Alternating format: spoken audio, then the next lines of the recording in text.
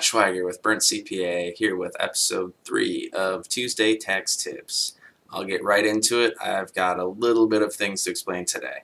So today's tax tip is there are no more exemptions for 2018.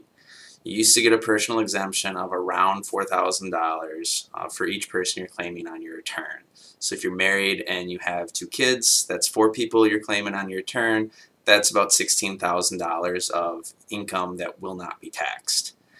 To offset this, the child and dependent credit has increased. So you now get a $2,000 credit per child, which is up from $1,000. And they added the dependent credit.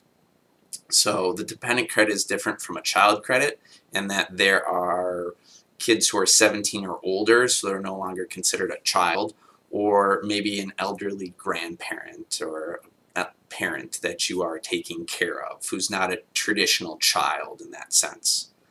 So they increase the credit, which is more valuable than an exemption. So an exemption, you are exempting income from tax, so your actual savings isn't what the exemption amount is. It's a little confusing, but if we look at an example, it's actually not as confusing as you think. So in the earlier example with 2 kids, married couple, 4 exemptions, that's $16,000 that they had in exempted income. So if they're in just easy 10% bracket, they're going to save $1,600 in taxes. So if we look at the credit now, that's a dollar for dollar savings. So for each child, they get $2,000 in a credit. So they're going to have $2,000 in savings per child. So it does a little bit to offset. Remember, how everything plays together will affect everyone different.